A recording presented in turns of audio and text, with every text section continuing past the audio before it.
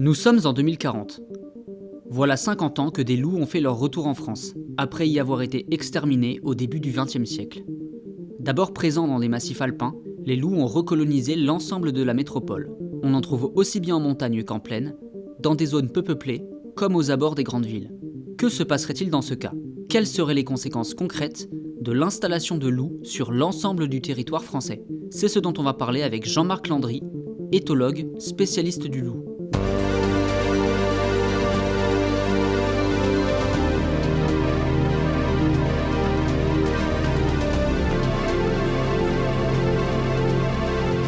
Bonjour Jean-Marc Landry. Bonjour. Merci beaucoup de nous accueillir chez toi. On va parler aujourd'hui de ce qu'il se passerait si des loups repeuplaient la France entière, des populations de loups conséquentes. Est-ce que tu peux commencer par te présenter et présenter tes travaux, s'il te plaît? Alors, je suis Jean-Marc Landry, d'origine suisse, d'origine du Jura. Je parle souvent de mon origine parce que c'est une terre que j'aime beaucoup. Et j'ai fait des études à l'université de Neuchâtel. Je m'étais intéressé aux chamois à l'époque. Et puis, j'ai commencé à travailler sur le loup à partir de 93-95, avec les loups qui sont arrivés en Suisse. Et très rapidement, je me suis intéressé à la protection des troupeaux parce qu'il m'a toujours fasciné, c'était les relations de l'homme au loup. Et puis, il y a eu un grand changement dans ma vie, c'est à partir de 2011-2012, on a créé un projet qui s'appelle Canovis. L'idée, c'était d'aller sur le terrain, filmer de nuit les interactions entre les loups, les troupeaux et les moyens de prévention ou de protection des troupeaux, et notamment le chien de protection des troupeaux. Et c'est la première fois qu'une équipe de recherche faisait ça, parce que jusqu'à présent, on extrapolait un peu nos connaissances en imaginant comment le loup allait se comporter face au chien, par exemple, ou face à une clôture, comment un troupeau allait réagir face à la présence du loup. Et là, pour la première fois, on avait des images en noir et blanc qui présentaient vraiment ce qui se passait. Alors du coup, on va s'intéresser à ce qu'il se passerait si des populations de loups recolonisaient toute la France. Est-ce que d'abord tu peux nous faire un rapide historique des populations de loups anciennes dans le pays? Où est-ce qu'elles étaient? Combien il y en avait à peu près? Et quand et comment ils ont disparu? Vaste question. Alors, savoir combien il y en avait, ça pour moi, c'est un peu, je ne sais pas, je n'ai pas les chiffres, mais il faut comprendre qu'il y a très longtemps, dans les années 1500, le loup occupait toute la France. On en avait partout. C'était aussi en France, il y avait aussi beaucoup plus il y avait moins de construction, l'humain était moins présent, il était beaucoup présent sur le terrain, mais il y a quand même moins d'humains. Donc le loup occupait toute la France, et puis petit à petit, pour différentes raisons, on a commencé à supprimer le loup, notamment on a mis des primes en place, parce qu'il y avait aussi des conflits avec l'humain, de nouveau, hein, c'est ce qu'on voit aujourd'hui. Il y avait deux types de conflits, les attaques sur le bétail et puis des attaques sur l'humain, bon, après qui n'étaient pas énormes, mais il y en avait quand même.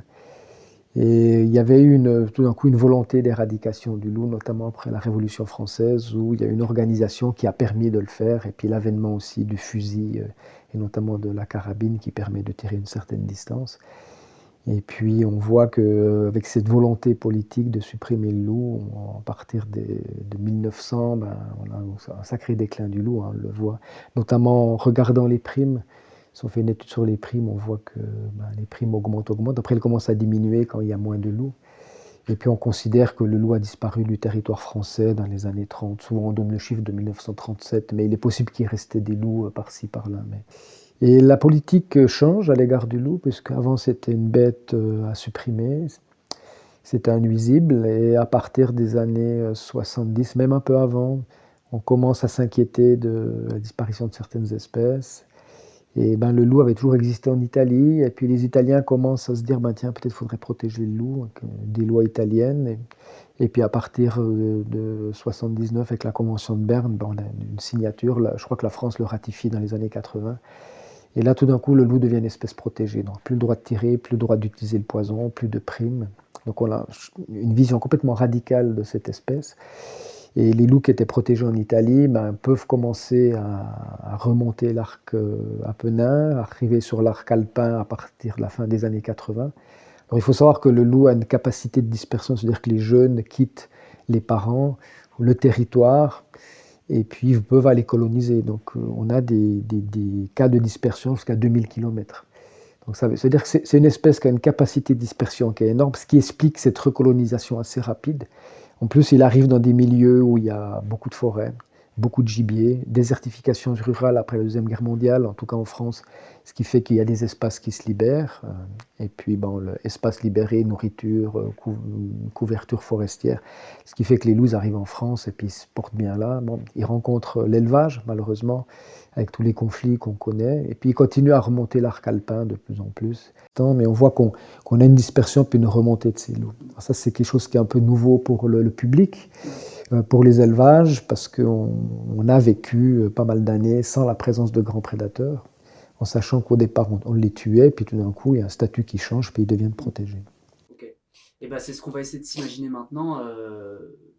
Donc, si cette population qui est aujourd'hui autour de 1000 loups continue à croître, puisque là on observe une dynamique plutôt d'expansion, euh, avec parfois des fluctuations dans cette dynamique, mais globalement les populations augmentent. Alors aujourd'hui, le loup, comme il a cette capacité de dispersion, il peut être partout. Vous pouvez le trouver partout. On a un trouvé aux portes de Paris, vous pouvez le trouver en Bretagne. Tant qu'on ne le tire pas puis qu'on l'accepte, le loup peut être partout. Puis il peut s'installer partout. Alors quand je dis partout, c'est aussi dans les plaines agricoles. En Espagne, en Castilla et Léon, près de Valladolid, on a des loups qui vivent dans les champs de céréales. Alors ils mangent des campagnols et puis ils se nourrissent aussi d'écarissage parce que des éleveurs laissent les bêtes mortes. Là, les loups peuvent se nourrir. Donc tant que le loup a de la nourriture, qui peuvent être soit des proies sauvages, des proies domestiques ou simplement des déchets carnés par exemple, le loup peut s'installer et peut vivre. Donc c'est vraiment l'action de l'homme, c'est le regard de l'homme qui fait que le loup peut vivre sur un certain territoire ou ne peut pas vivre sur un certain territoire. Et puis comment va se développer cette population de loups? C'est clair que si on regarde aujourd'hui la France sous le Massif central, de 80 000 km², beaucoup de forêts, de buissons, il a vraiment les espaces qu'il lui faut. Si on remonte en direction plutôt de l'île, si vous partez de l'arc jurassien, puis vous passez ces grandes plaines agricoles, il n'y a rien, quoi. Il n'y a pas trop d'humains, donc le loup peut très bien se développer là, et il peut vivre dans les plaines agricoles. Donc potentiellement, le loup peut s'installer un peu partout en France. On a une meute qui s'est installée aux portes de Marseille, une grande ville française. Voilà, donc c'est surtout l'acceptation de l'homme qui va décider de ça. Donc on dit souvent le loup dans un paysage dominé par l'homme. Et ça veut tout dire, quoi. Mais du coup, s'il y avait des populations de loups partout en France, quelles seraient les conséquences sur les écosystèmes en termes de dynamique prédateur-proie, etc. Qu'est-ce que ça changerait globalement dans les campagnes et les forêts françaises? Alors qu'est-ce que ça changerait sur la dynamique prédateur-proie? On n'en sait rien en fait, parce qu'on n'a pas d'études, on n'a pas de recul, donc on ne peut pas le dire. Ce qu'on peut dire, c'est que le loup peut vivre dans un environnement où il y a des ongulés sauvages, que bien sûr il y a un équilibre qui se crée, parce que s'il n'y a plus d'ongulés sauvages, les loups disparaissent. Et puis là-dedans, vous mettez de l'ongulé domestique. Donc la grande question, c'est de savoir est-ce que le loup est capable, en France, de vivre sur des ongulés domestiques. Ça existe dans d'autres pays, comme le Portugal par exemple, où dans certaines zones, il n'y a pas trop de gibier, donc les loups doivent bien bouffer. Donc ils bouffent des chèvres par exemple, ou des moutons, ou des vaches. Donc le loup est capable de vivre aussi sur du bétail. Mais d'une manière générale, si on regarde le régime alimentaire à travers toute l'Europe, le loup, quand il peut, il préfère quand même le gibier, même là où il y en a peu. Donc comment ça va évoluer sur la dynamique prédateur-proie? C'est une question où beaucoup de scientifiques aimeraient répondre. Et on a une étude qui est assez fameuse, qui est celle de Yellowstone, avec la cascade trophique, où les biologistes ont réintroduit du loup dans une zone où il avait disparu depuis une centaine d'années. Et puis on voit que grâce au loup, il a pu remettre un équilibre en place, parce qu'il y avait des wapitis qui faisaient de l'abrutissement, comme il n'y avait pas de contrôle sur ces wapitis, ils ont fait de l'abrutissement un peu partout, du surpâturage. Et puis grâce au loup, ça a permis de diminuer déjà le nombre, de les changer de localisation. Donc ça a permis à certains buissons de revenir, les oiseaux on peut revenir. Il y a toute une dynamique qui s'est mise en place. Mais sauf que Yellowstone, c'est Yellowstone. C'est un plateau à 2000 mètres d'altitude. C'est un parc national. Et là, on avait un facteur loup qu'on pouvait mesurer assez facilement. Maintenant, vous reportez un peu cette expérience sur l'Europe. Et on a tellement de facteurs environnementaux et sociétaux qui font qu'on ne sait pas quelle est la part du loup. Alors, je vous donne un exemple très concret, je travaille dans le Jura et on a des déplacements de cerfs. Donc la question qui se pose ou que les paysans nous posent, c'est de dire mais est-ce que c'est le loup qui fait déplacer les cerfs? Et on sait aussi que l'humain, le tourisme peut faire déplacer les cerfs. On parle à l'époque de la saison des amours, si vous avez trop de monde, ça peut faire déplacer les cerfs. Donc, vous voyez que le déplacement de cerfs peut dépendre soit des loups, du changement climatique, des humains, des dérangements, etc. Donc c'est difficile de juste se focaliser sur le loup. Et là, du coup, tant qu'on parle de prédation, est-ce que tu pourrais nous parler des conséquences qu'aurait donc une diffusion des loups dans toute la France globalement sur l'élevage? euh, Quelles sont les conséquences actuelles et est-ce qu'elles seraient amplifiées? Euh, Alors, quelles seraient les conséquences du loup sur l'élevage? Je ne sais pas s'il y a des conséquences, parce que le loup, je pense que la première chose, c'est un révélateur de notre relation à notre environnement, mais aussi de la relation à notre agriculture. Et puis moi, ce que m'a appris le loup, c'est que si je regarde l'agriculture aujourd'hui, il y a des trucs qui, à mon avis, ne tournent pas rond, parce qu'on est, en tout cas en France, mais en Suisse aussi, hein, mais dans une agriculture productiviste. Et puis avec ce qui est en train de se passer aujourd'hui, avec le changement climatique, l'effondrement des systèmes, le prix du pétrole qui va augmenter, on sera forcé de changer de modèle économique. Et dans ce nouveau modèle économique, à mon avis, le loup aura toute sa place. Pour l'instant, avec une vision productiviste, vous imaginez bien que si on a du loup qui arrive dans des zones d'élevage, le roquefort, des trucs comme ça, c'est une catastrophe parce qu'il faut changer complètement notre vision de l'agriculture ou de l'élevage. On a un cas qui est très très concret aujourd'hui, c'est dans le pays du Gruyère, dans le Jura ou du Comté, où on a une méthode d'élevage qui est très extensive et le loup qui arrive dans ce type-là est en train de tout remettre en cause. Puis là-dessus, vous rajoutez la couche changement climatique, sécheresse, et puis prix des carburants qui augmentent, et c'est l'explosion, quoi. Les gars sur le terrain ou les filles, ils n'arrivent pas à tenir le coup. C'est difficile pour eux. Donc c'est clair que là, prochainement, ça va créer des conflits, ça va créer beaucoup de questionnements, et de savoir comment on va faire. Et si l'éleveur aujourd'hui ou les éleveuses doivent investir de l'argent, il faut que ça vienne de la collectivité parce qu'ils ont déjà des trésoreries qui sont déjà hyper tendues, ils ont déjà pas mal de contraintes. Donc ce loup qui pourrait coloniser toute la France va poser une question de la position de la société par rapport à l'agriculture. Dire, qu'est-ce qu'on veut? Parce que pour donner un ordre d'idée, parce que c'est des sujets qui sont assez peu connus finalement, euh, j'ai été voir pas mal de paysans, donc c'était dans le Limousin, qui gagnaient, certains d'entre eux ne se versaient pas de salaire, des éleveurs ovins, et qui se prenaient en plus la contrainte de la prédation, quoi. Du coup, c'est vrai que ça pose question dans un système agricole productiviste. Et justement, quand tu parlais de changer de modèle, un paysan justement que j'avais interrogé me parlait de réduire la taille du troupeau. Est-ce que c'est une option dont tu es familier ou... C'est clair qu'on doit réfléchir aujourd'hui de changer de système. Je pense que la première chose à laquelle il faut penser, c'est qu'un paysan, je veux dire un paysan, un homme de la terre, doit pouvoir vivre de son activité et puis vivre correctement.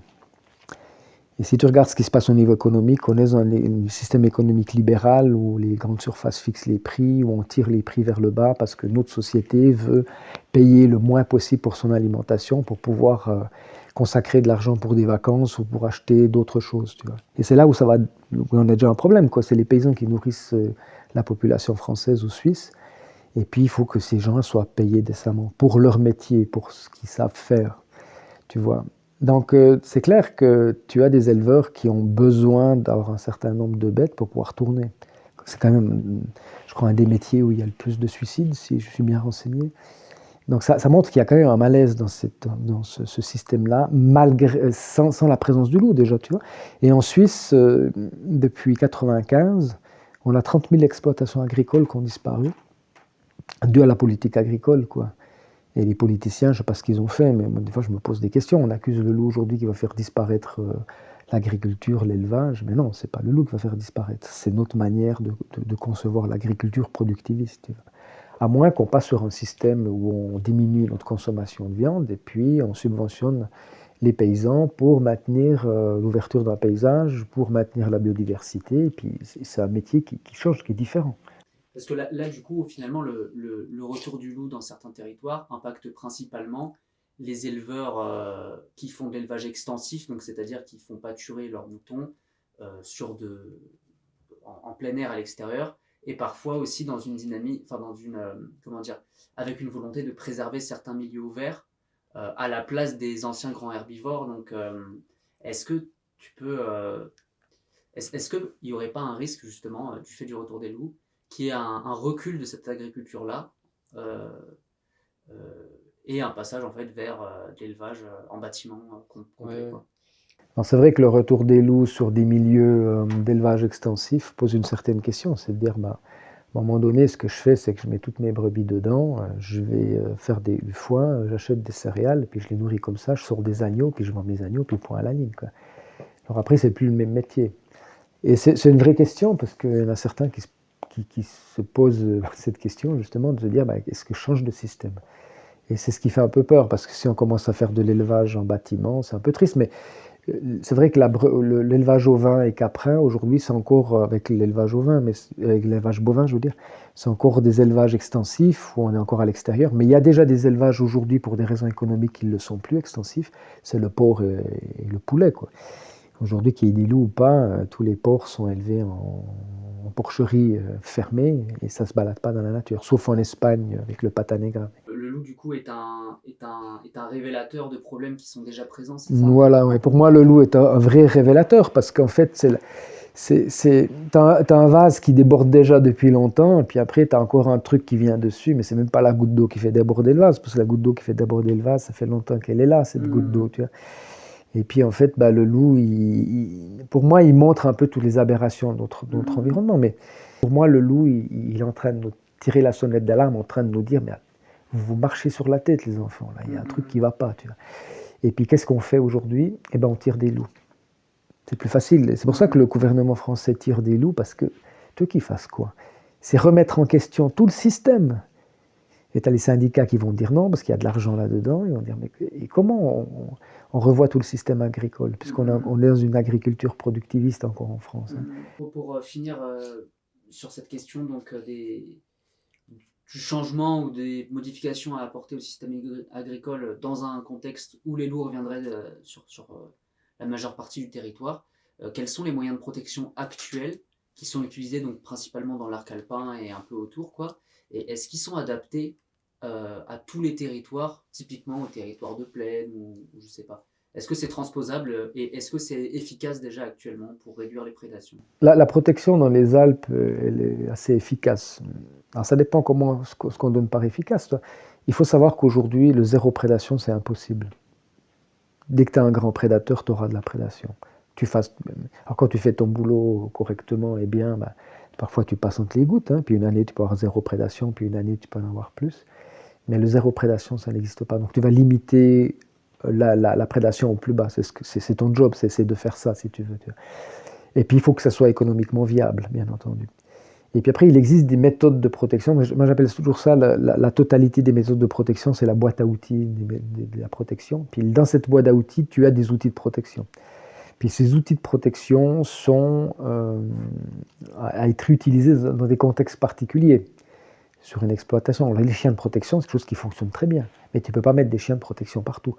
Dans les Alpes, tu as 2000 brebis, c'est des mérinos par exemple. Si tu as 10 chiens de protection dans une pelouse alpine, à 2000 mètres d'altitude ou plus, bon, tu peux t'en sortir, tu fais des parcs de nuit, tu as un berger, ça marche bien.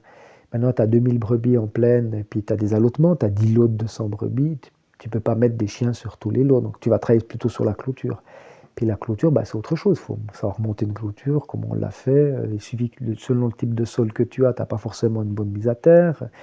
Et voilà, là, tu as une autre problématique. Donc tu vois, quelque chose qui fonctionne bien dans les Alpes ne va pas forcément fonctionner dans la plaine des Vosges ou la plaine de la France, quoi.